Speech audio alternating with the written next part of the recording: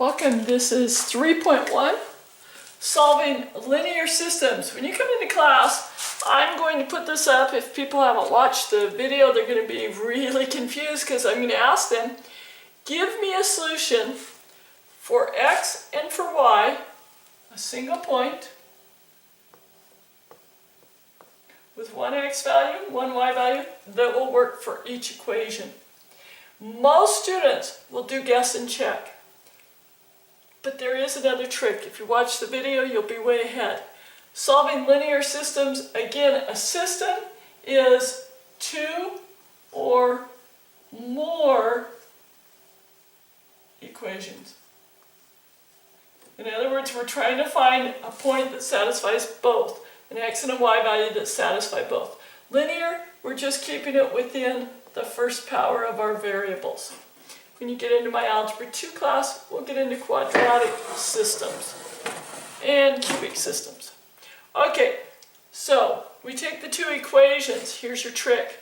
You can graph them and get an estimate of the solutions. Okay, so we do like we did in the last lesson on graphing. Plug in a 0 for your x value. Y would need to be 3.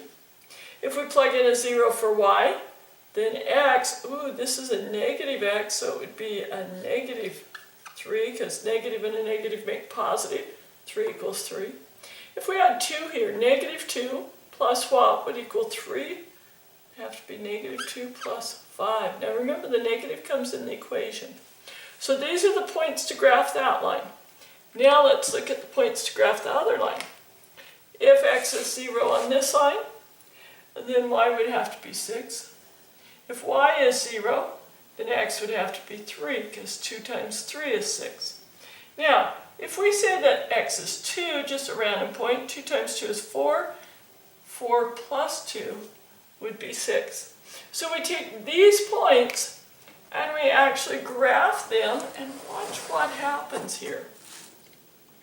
So again, the one line is 0, 6, 3, 0, and 2, 2. So let me graph that. 0, 6, right there. 3, 0, and then 2, 2.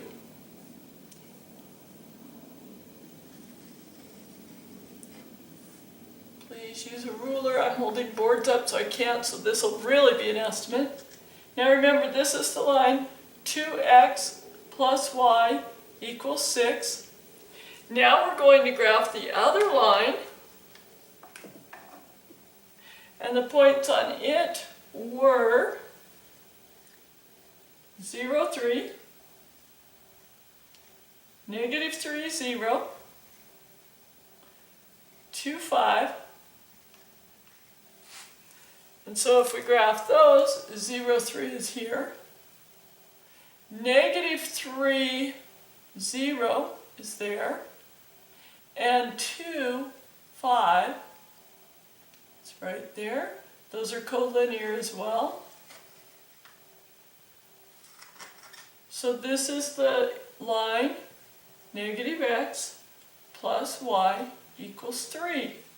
Now, we look at that, and you notice this point at which both lines share. Remember, a line is made of all the points that solve the equation. So when we find a point that they share, which appears to be 1, 4, we have the solution. What a quick way to do this when you're in class. It will annoy everyone that hasn't watched the film, because you'll have the answer that fast. So let's look at it and make sure that it is the solution. You should always check it. This is our x value. This is our y value, so we plug them in. Negative 1 plus 4 equals 3. Negative 1 and positive 4 is 3 equals 3, so that one checks. It is a solution there. Over here, 2 times 1 plus 4 equals 6. 2 times 1 is 2, plus 4 equals 6. That one checks. You found the solution. Have some fun when you're in class and I'm asking this. I'll probably ask it a few different days. Trying to get people to make sure they've watched that video or this video. Okay, now I might give you a new situation, a new equation, and I say, give me the solution, the value for x and y that solve both of these. Well, let's go ahead and graph them. Instead of guess and check, we know graphing's quicker. So we plug in 0 for x. We would need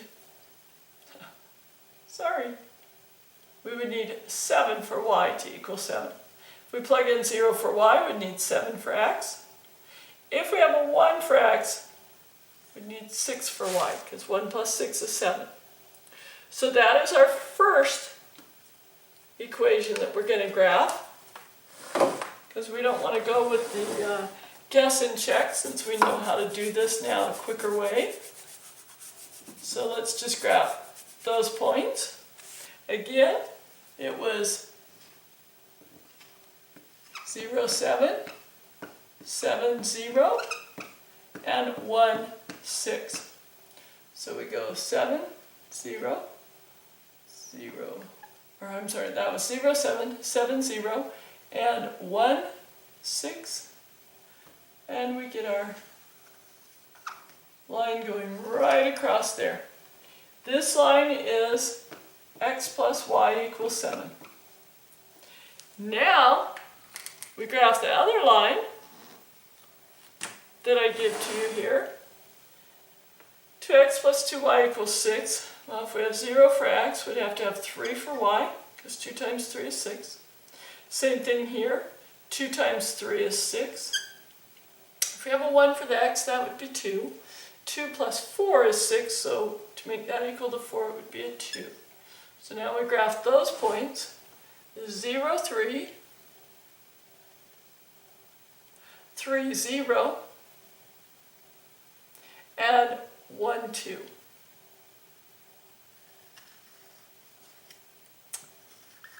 We have a problem, don't we? That will really frustrate kids that are trying to do guess and check. Because will there ever be a solution? These lines are parallel.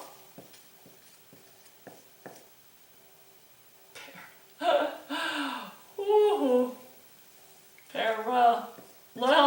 Sorry. Those lines are parallel, and so they will never share a point. No solution.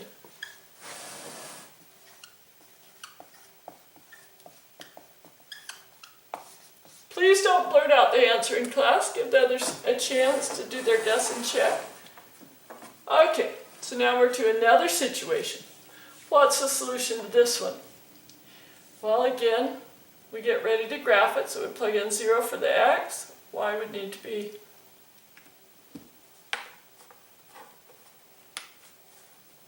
3. If we plug in 0 for y, x would have to be 3. Now, 2 times 1 is 2, so 2 times 2 would be 4. 2 plus 4 is 6. Okay, for the other line there, 0 plus 3 is 3. 3 plus 0 is 3. And 1 plus 2. Okay, so we come over and we go to graph these now.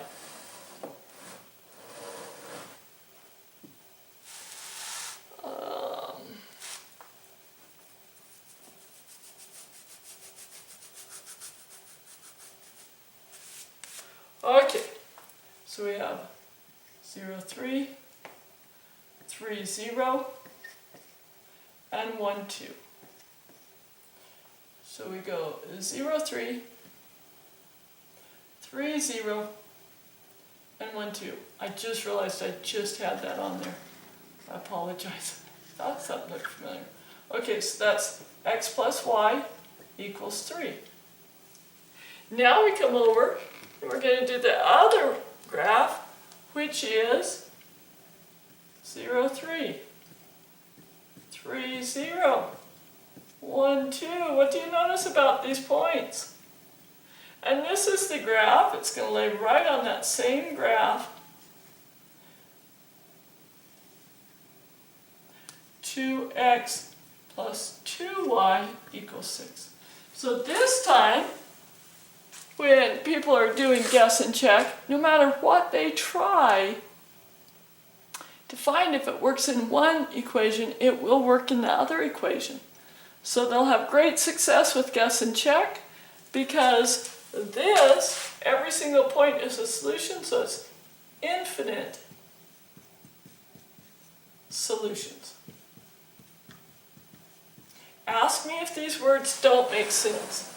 That being the same line, it's infinite solutions. Now, one other thing I wanted to mention here.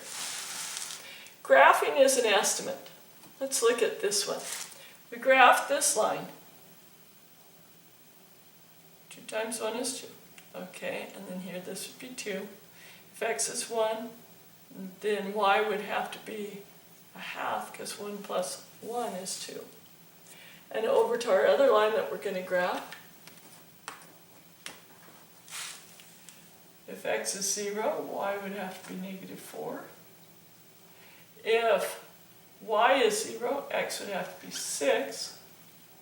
And if 2 times 3 is 6, then we would need a negative 2 there to make another positive 6. So now we graph that one and watch what happens.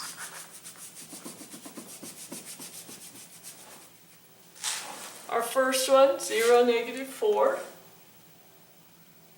0, negative 4. 6, 0. And 3, negative 2. These lines are all collinear.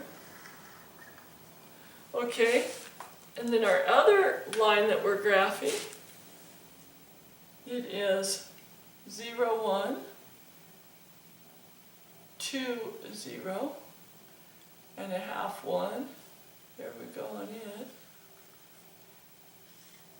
And it looks, just as an estimate, 1, 2, 3, 4, negative 1 is our solution. When we plug 4, negative 1 in here, 4 plus 2 times negative 1 equals 2, and that's true. That one checks. When we plug this one in, 2 times 4 minus 3 times negative 1 equals 12.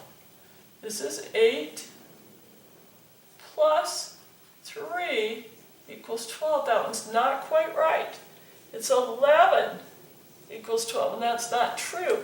However, we can see clearly that these lines do intersect. There is one solution, and that's the only shortfall of doing graphing, other than it takes a little bit of time, is that graphing is simply an estimate. So we would still say it's approximately 4, negative 1. Approximately. Not exactly. Okay, just a review of what we found today. There's 3 possible answers to a system. System solution may have parallel lines, so there's no point of intersection, there is no solution.